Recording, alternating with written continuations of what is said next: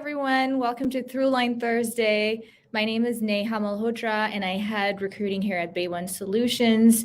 Also run the Make Tech Purple program. Make Tech Purple aims to resolve the gender gap in technology. Throughline Thursday podcasts would be more focused on topics to elevate women in technology. Please check out maketechpurple.org for our upcoming events and content. Our topic today is how to seek mentorship and sponsorship. Mentorship and sponsorship are the most important components of the success equation. It's more than we realize. And our guest today is Bhavya Vasudevan. Bhavya is the head of engineering at Point, overseeing all of their engineering.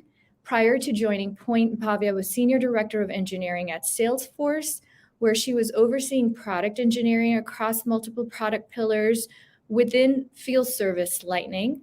Bhavya has held leadership in engineering roles, building out scalable user interfaces at Symphony Communications, Cisco, VMware, and several other startups. She's passionate about building high-performing organizations and creating a culture that helps people bring out their authentic self. Bhavya is an active mentor at several platforms, including SheTO. She currently co-teaches an engineering manager accelerator program within SheTO aimed at guiding newer and mid-level people leaders.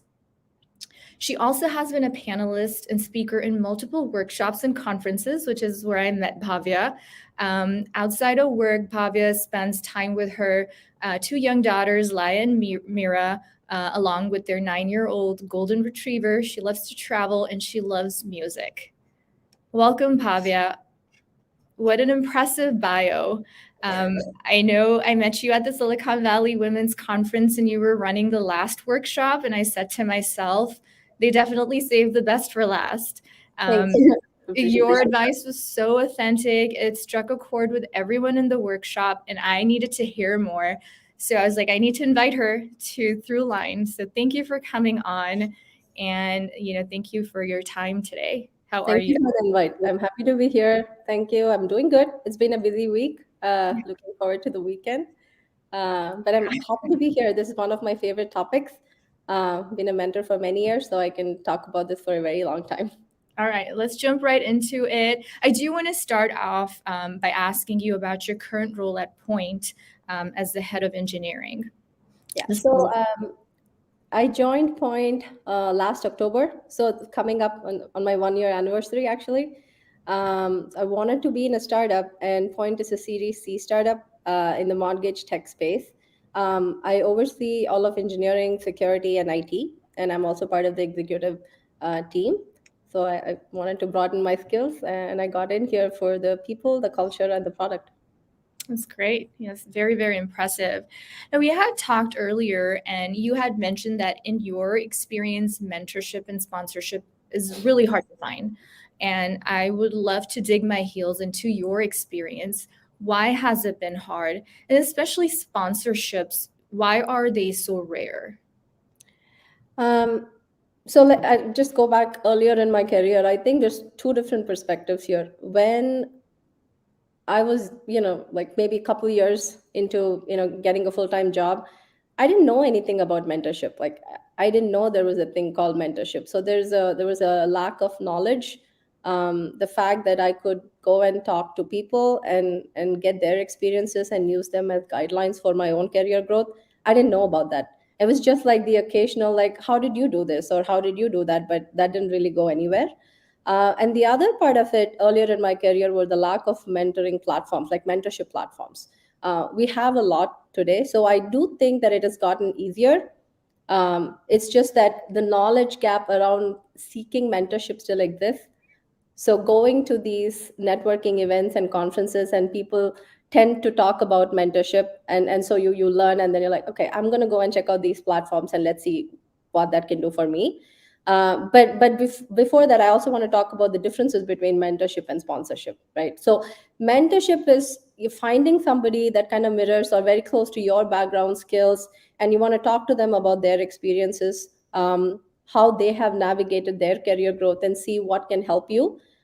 It's almost like not repeating the same mistakes, and you learn from other people's mistakes. and you kind of grow that way. um, Sponsorship, I think, is like the next level to mentorship, wherein you have an established relationship with a mentor, and soon enough they get to know you a lot better in terms of your skills and what you're really good at and what are you working on, your areas of focus. And they are now investing time and effort to kind of aligning opportunities, to your skills and background and experiences, and seeing if they can push you forward in your career, Yeah. right? And when I say push, the opportunity is still the same, like Yeah. not a free path, right? But essentially, like, there is time investment from the mentor in order to make this happen. And I think this has been more difficult because the higher you are, the more you go in your career, like senior leaders and all of that. I think it gets tougher. The Yeah. people have to invest time. Mentors have to invest time and effort to doing this, and I don't think very many mentors do it. That's just like the sad truth right now, because we're all busy and we're consumed with everyday work. That thinking about sponsoring opportunities for someone else, even a mentee that you talk to often, maybe it's not top of mind for many people. So I think that's where the challenge is. Yeah. And sponsorship is a concept that, even I didn't know about, but I feel like the most important decisions about your career, your pay, your promotion, the scope of your work, it's all decided in a room where you're not present. So you need to have someone that's going to advocate for you, someone who believes in you. And, talent and performance sometimes are not going to be enough to be successful or get what you want in your career. You really need someone to help you, open doors for you, because I've seen talent die on the vine, where Yeah, because they don't have the right people around them. correct. So yeah, I mean, I feel that that's so important. Let me also ask you, and you had mentioned this when we were talking, sponsorship can be confused with favoritism. Can you elaborate that for us? Yeah, I think that can happen on both sides. uh, think about someone outside of this bubble, or the outside in perspective, watching someone else getting sponsored and thinking that the opportunity only opened up specifically for this person because of that relationship. And then the other perspective is the mentor truly confusing sponsorship and kind of relationship and sort of friendship. It kind of becomes gray at that point. And you actually do more than just opening up the window of opportunity. You're like, let's say you have a role open, and you're able to influence hiring decisions, which is really not equal opportunity. So I think that's where the sponsorship and favoritism kind of goes hand in hand. One way I would think about it is like opening up the window of opportunity, but still maintaining transparency around hiring decisions, especially when the role is very close to you as a mentor, or just being that person that makes the introduction, and knowing when to step away, so that the hiring decision and the opportunity is still equalized across the board. There could be 10 other candidates that show up for that opportunity along with you, and the network kind of pulled you in, and you have an interview, and it kind of stops there, because you need to keep yourself transparently away from the hiring division.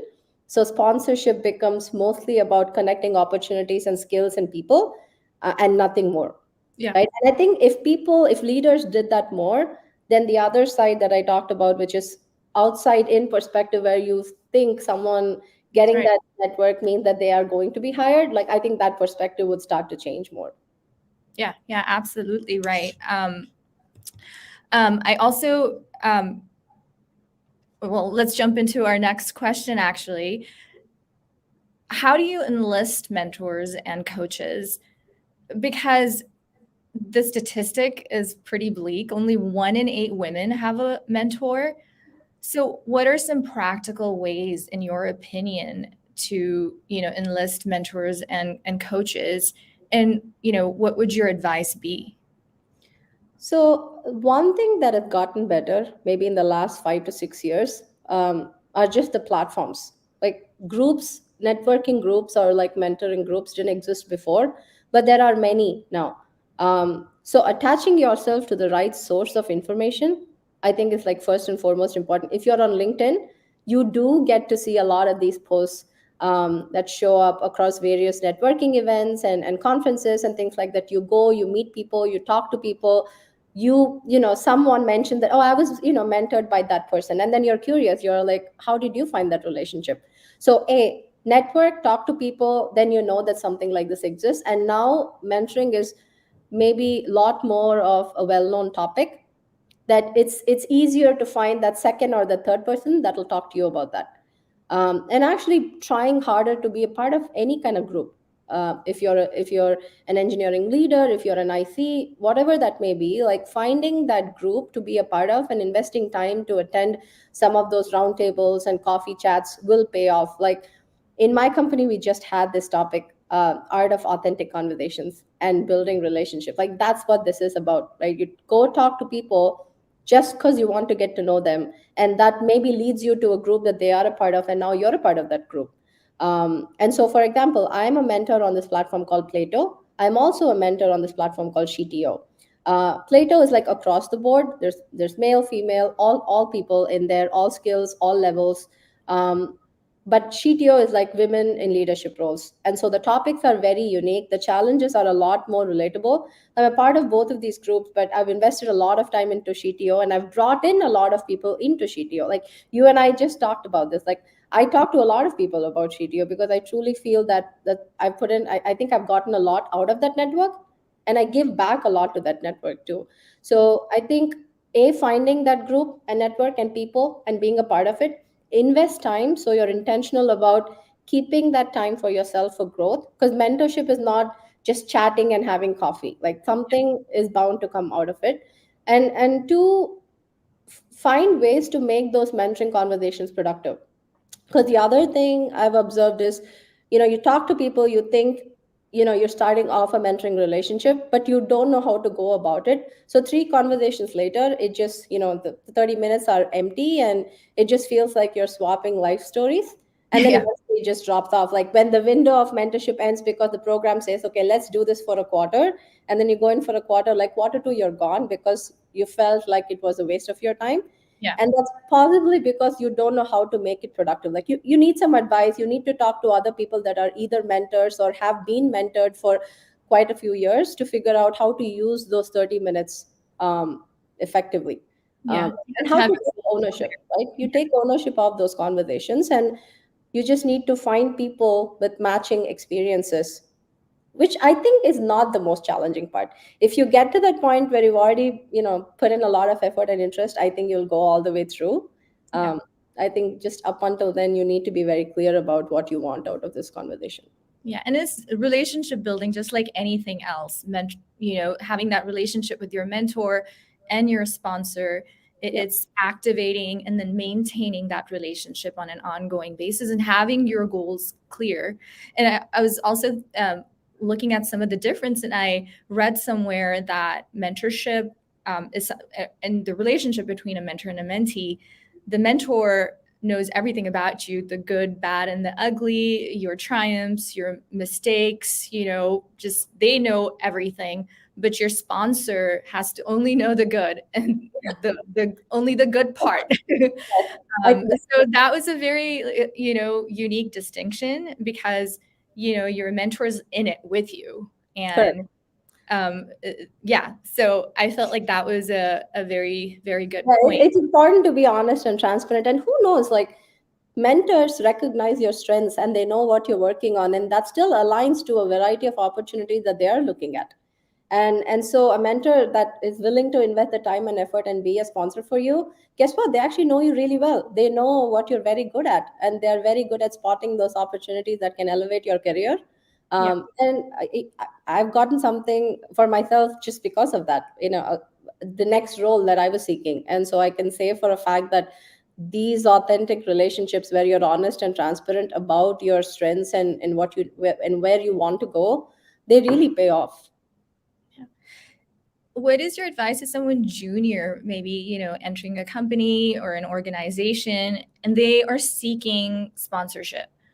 Because they're a junior, what would your sort of advice be to them? I think before sponsorship comes mentorship. Like, because I think invest in getting to know people, invest in getting to know your role really well, and establish that reputation, right? Like, you should be known for whatever that role is all about. Like, you should be there, right, with the A players or A plus players. um, and of course, like, network and build relationships, know who you should be talking to that can tell you more about the company, the history, how to be successful here. Every work environment is different, so what it takes to be successful is also slightly different. Maybe the core skills are the same, but Yeah. the environment creates some changes. So get to know people that can help you navigate the work environment, settle in, and just get to this place where you're pretty comfortable, in fact more than comfortable, and you're starting to think about your next step and where you go from here. But by that time, you're already having mentors and people you're talking to, and those can be converted to a kind of a sponsorship opportunity, right? Yeah. They'll be there for you, but before that, you need to invest in that relationship. Like, new in sponsorship is not top of mind. Networking, relationship, and mentoring is top of mind. Yeah. Yeah, absolutely right. Or, even as you said, invest time in learning the organization, who's got the seat at the table. If they have an open door policy, maybe take them up on it. But yeah, being someone that maybe has visibility in your work and is also someone that has influence, how do you navigate that and build a relationship? And as you said, also sort of prove that you're good at what you do. So it's all hand in hand. Correct. Correct. It takes some time to establish yourself in a new company. So my Absolutely. advice is to not be in a hurry to, like, just keep moving things. Like, settle in and do what you do best. And the work can also speak for itself later on. Yeah, absolutely right. I'm going to talk about this, and this is probably a bold statement, but men's circles are run by networks, and that seems to be the missing piece in women's networking. I'd love to hear your thoughts on that. Yeah, I mean, this is sadly true. It's a bold statement. It's been true for me. Because I think between the two genders, like, there's the population, like, it's cute, right? There's a lot more male folks in the industry than female, and then when it comes to leadership, it's skewed Yeah. even further. uh, Yes. and so the circle is male dominated. That's just the way it is right now, so that's reality. But I do think that sometimes that circle is not as welcoming, or not welcoming, maybe not as conducive to participation. Like, I've had the late happy hours and the beer bashes that, I could never be a part of. Like, I had other commitments, and that was my reality, and so it just pushed me out of the circle. Um, so I think, I'm not saying to answer that, let's create a women's circle.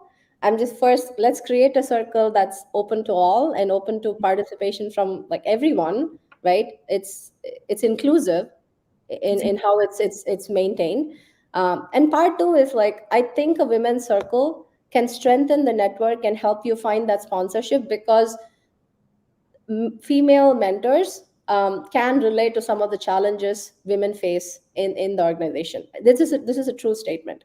Some of the challenges we share and we can understand better, and I think a circle and a network that's filled with women it's a very different perspective. Like, I think we should be part of both circles, but I think a women's circle with strong mentors who are willing to be sponsors, I think that's part two, right? Like, there's mentorship, but I would love to see more women sponsors that can help align opportunities and do this for the women's network too.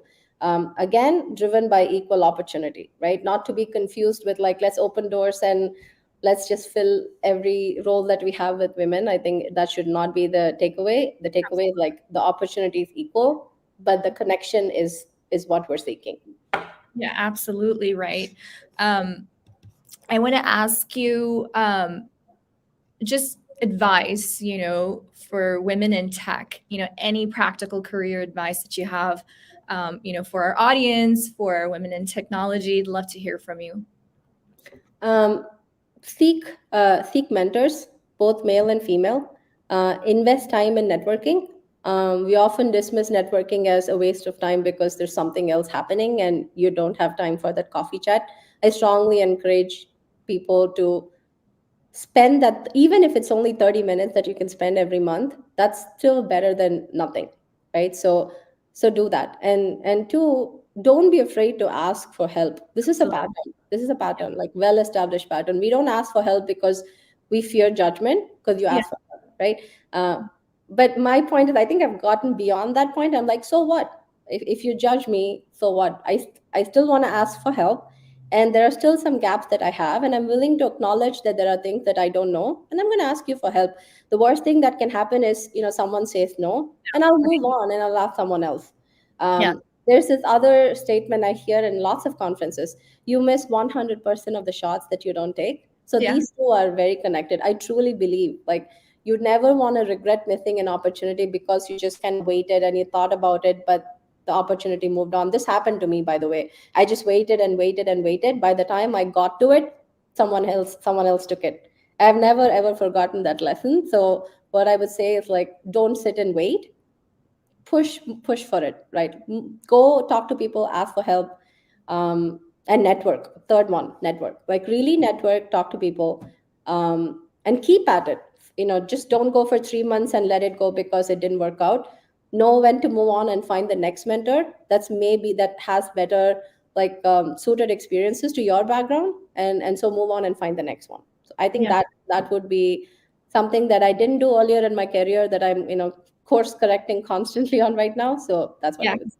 I mean, one thing you brought up is the fear of judgment. It's also the fear of rejection. I feel like we don't ask because we feel like, okay, I'm going to feel bad. I'm going to get rejected. What if this person doesn't take me on as a mentee? But you're not going to find out, and all that's going to happen is they'll say no. But at least you tried. Yeah, at least you tried. Yeah. So I can at least walk away or maybe sleep at night knowing that I tried and I couldn't control the outcome. And that's true. You cannot control all the outcomes. Like, you don't get to make all the decisions everywhere. So that's okay.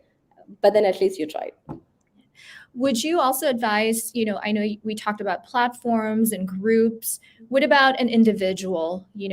If you look up to somebody that has more experience, more knowledge in your field, how do you approach just that person? Hey, are you willing to spend the time, or are you willing to, help me level up or provide mentorship? Yeah, so it depends. Like, if this person is in your office, workplace, like peer teams or whatever, just schedule a 30 minutes chat whenever they have some time. Ping them and let them know that you want to talk to them about their experiences, and you can take it from there. But I've also added people very randomly on LinkedIn. They have accepted, and that has converted to opportunities. Or just conversations. Like, opportunity is not just a job, but it's also the kind of the placeholder to talk about topics or things that you don't know, and you're like, I wish I could talk to this person about how they did this. And then so I add that person and they accept the invite, and I'm like, okay, great, like, I'll talk to you for 30 minutes if you're willing to give 30 minutes. And many folks have accepted and have given me 30 minutes. And looking back, I'm like, why did I think this person would accept my invite? Yeah. But, like, I didn't care. Like, if they didn't accept, that's okay. But if they did, then I have the opportunity to talk to them, and they're not on any platforms, and I haven't met them in any conferences. Their experience is super critical to where I am at, and so I really do use LinkedIn a lot, and it's been super beneficial for these kind of one-off approaches. Yeah. So ladies, be brazen, go out and ask for help, and ask that person that you look up to be your mentor. I'm going to go to our chat and take up some questions because I know we have about 5 minutes left. One of the LinkedIn users, I don't have their name here. They are asking, what percentage of time or hours a month do you set aside for career growth versus focusing on your job? How did you decide on the amount of time?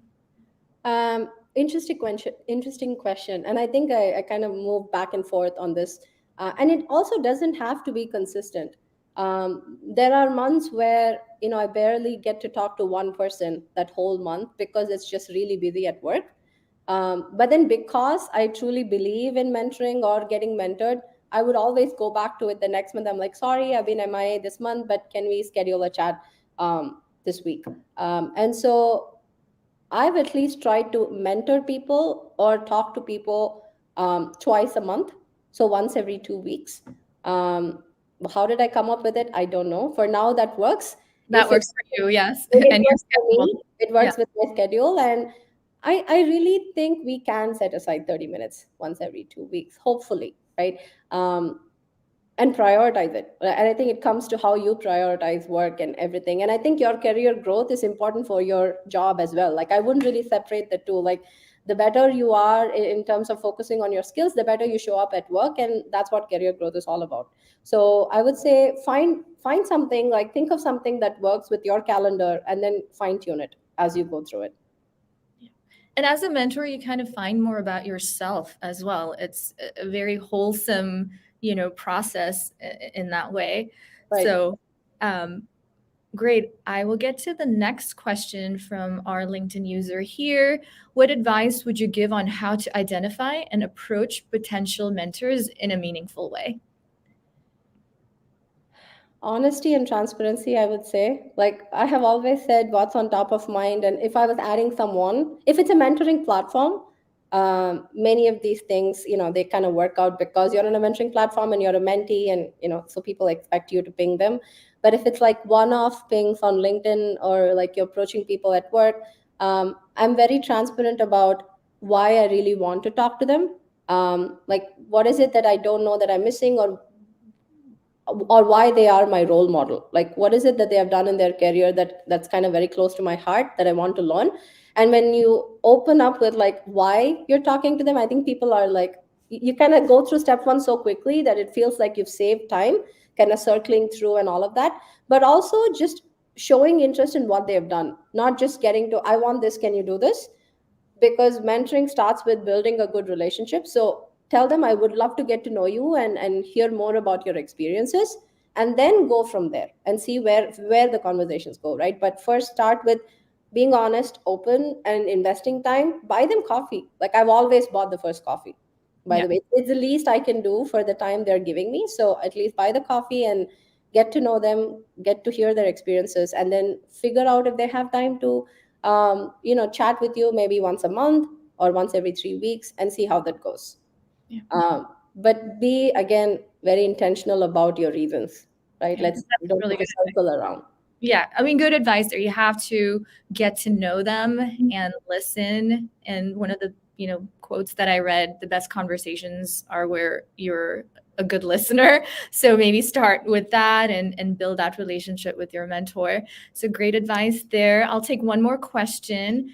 Um, what qualities do you believe make for an effective mentor, especially in the tech industry? Really good question.